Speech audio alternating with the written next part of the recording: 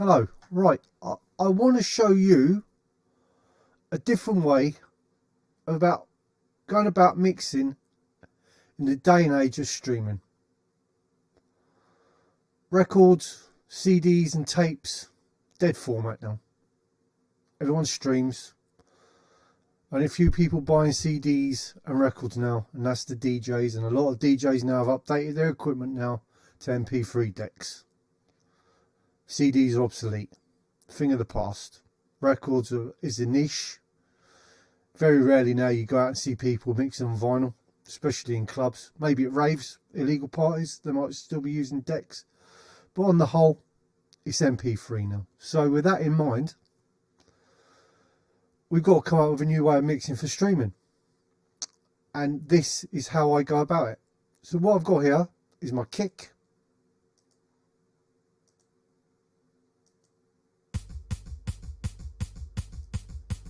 On the kick, I've obviously got my processing. I've got another kick. And on that, obviously, I've got my processing. Okay. So, let's just go into what's going on here. Right. So, obviously, made a song with a mixture of MIDI and samples and audio files, blah blah blah blah. We've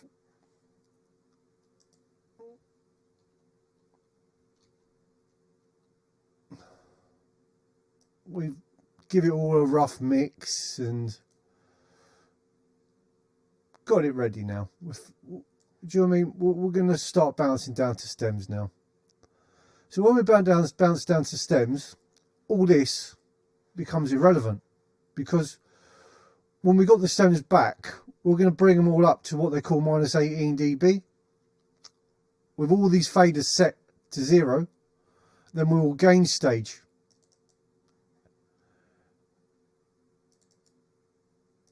All of this, because the stem's going to come back as WAV files. So we're going to gain stage all of these to minus 18, making all this irrelevant. So the first thing we do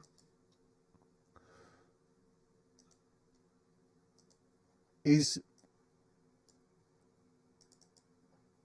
we make a list of what we've done and what we ain't done. So I'm going to set all these balances, what I've already set, back to 0, and I made a note of them. So I can just put them back in later because I've got them where I like them. Okay. And when we bounce to stems, all the bass and all the kicks and all the mono is turned off. So they're all going to be back to stereo or whatever they were to start with. And I've made a few other notes about things that I need to do that I haven't done so far. Acid 3 and 4 needs processing. Example. These FX needs processing. So there's just notes to myself. So I'm going to start by doing is Control A, select all, set all these back to 0.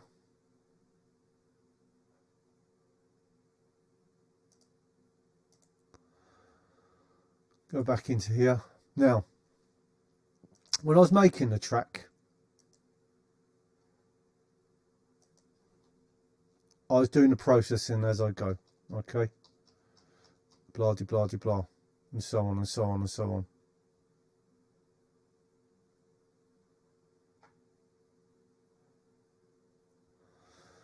Now, my next step is to turn all the processing off on every channel.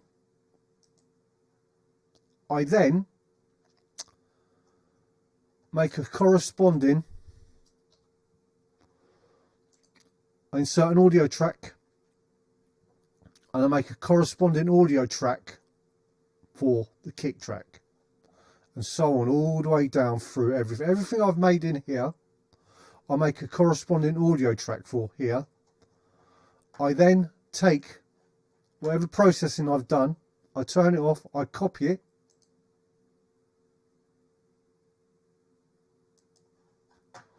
I then add it to the audio track. I've already done it, but there's an example, okay? And I turn that off as well.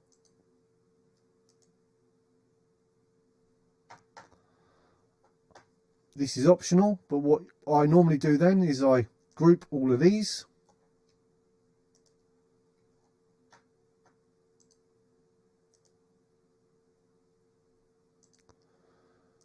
Name them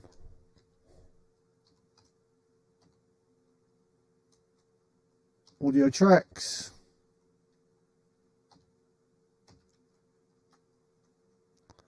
Bam. Then drag it into current project. Bam. Which I've already done here, you see. Audio group.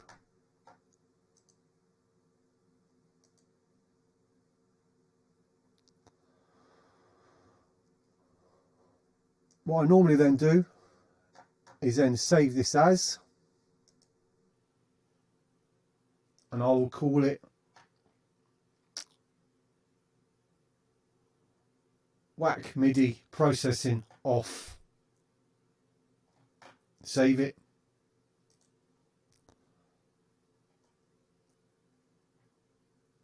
And delete all of that.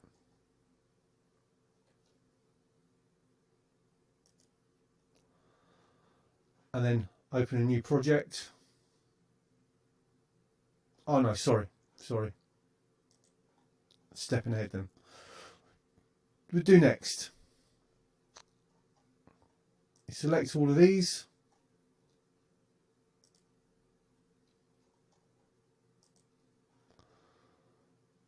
Remember, we've turned off all the processing. Now we just got, and all the balances are neutralized. Don't worry about the volumes, because like I say, they're all going to be regain staged back to 0 dB, making all this pointless. All this pointless. That was just why you was making the track. We're now going into the mix. So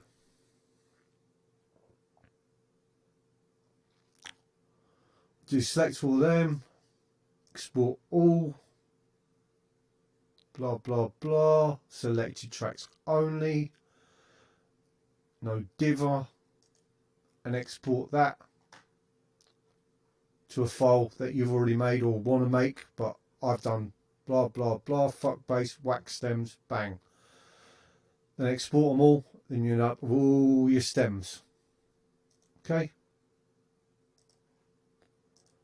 Come out of here, open new live set, save changes to whack MIDI. I'm not going to save it, but you want to save the changes you've made, because I've already done the changes. Okay, new live set. Let's go into our files. File. Whack MIDI audio group.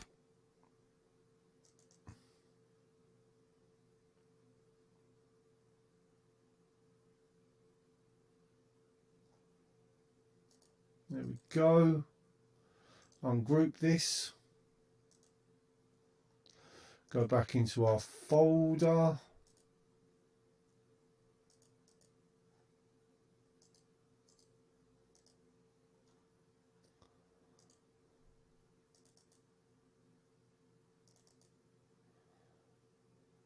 Go into our stems.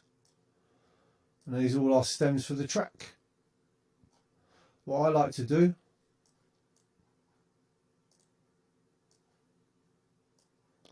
is drag them in underneath here, so get them all.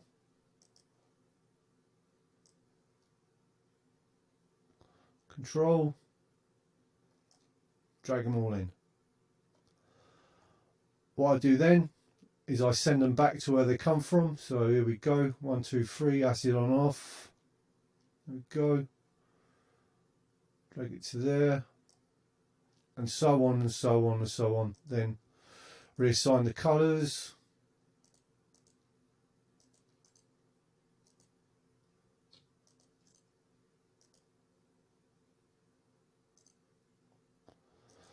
And do all that, and so on and so on and so on.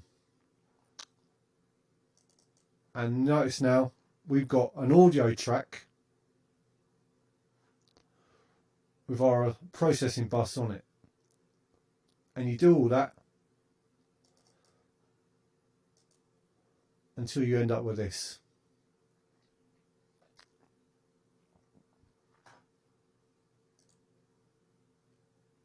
Okay, these are just my arrangement points, because when I start opening these up to maybe do automation and that, you sometimes get a bit lost where you are on the track. So I like to know where I am in the drops. I like to know where I am in the track.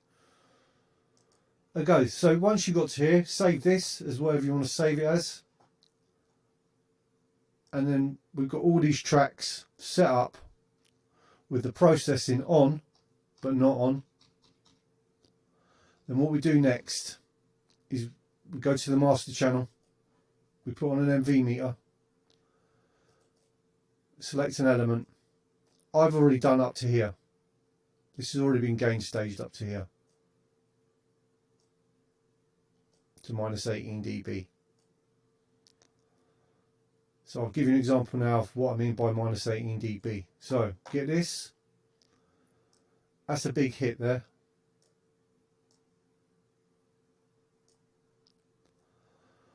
For something like this, because it's not in line with everything else, I might be inclined to cut that and put it on its own track,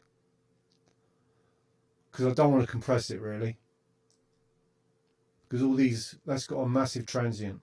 So I would be inclined to take that out and put it on its own track just by doing this.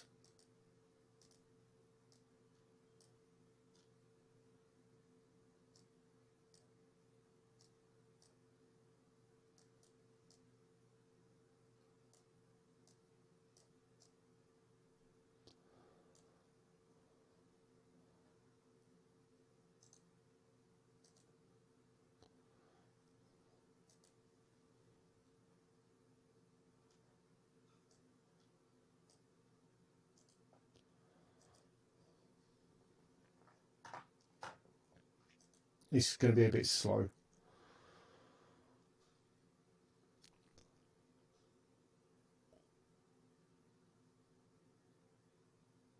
Come on.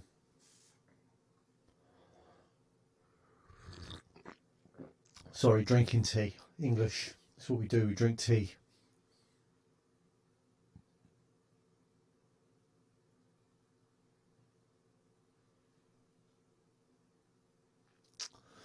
Come on, you piece of shit. I maybe shouldn't have done this now, but I'm just showing you an example of what I'd do for something with a high transient like that in a track like that. Because it's gonna fuck. Because that's going to be higher than everything else, and that's going to come over louder on the whole track when it plays back. So, like I say, it ain't worth compressing that to fucking bring that into line when you can just do that. Or another thing you can do is once you've done that,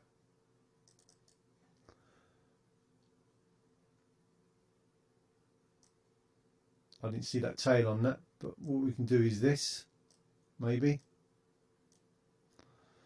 and just bring the transient down like that. But for what I'm about to show you, it's easier just to do what I just done. So let's Control Z all of this and cut this out.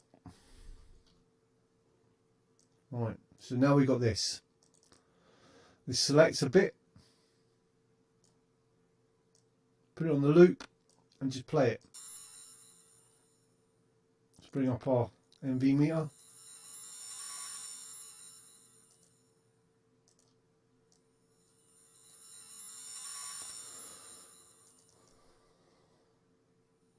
Bring up the gain. There you go. We've got a nice minus 18 now.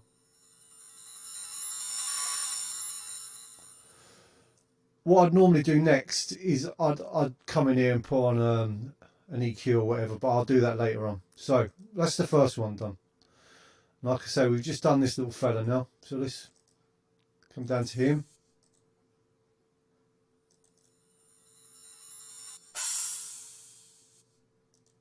Put the MU back on. MV.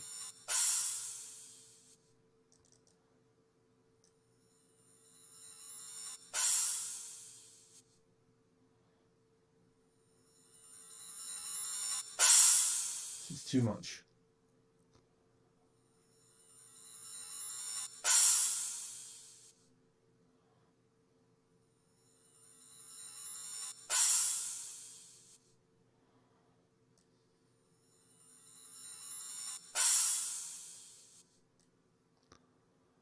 If you look here, it'll roughly tell you what it is. Yeah, see, it's spot on now. So, what you do then is go down every single track, getting it to -18.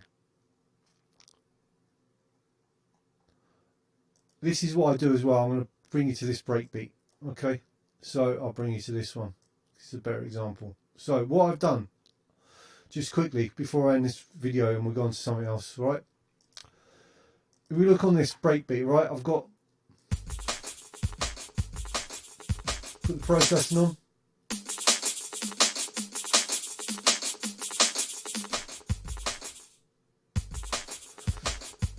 This is what they call gain staging your plugins as well, gain staging your processing. When you put processing on, you want it to still hit at -18 dB. So to achieve that in here, in FabFilter, I've just used the gain.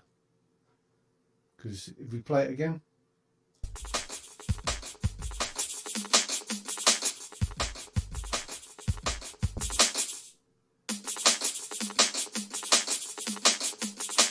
okay.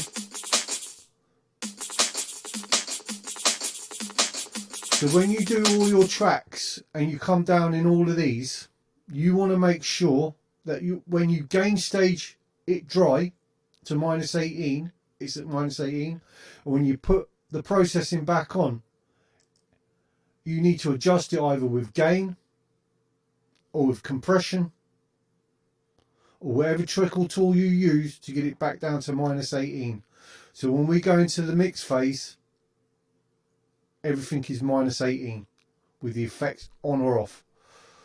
Because what we're going to do next is, before I end this video, next thing we will do, we'll put everything into mono and we will mix in mono,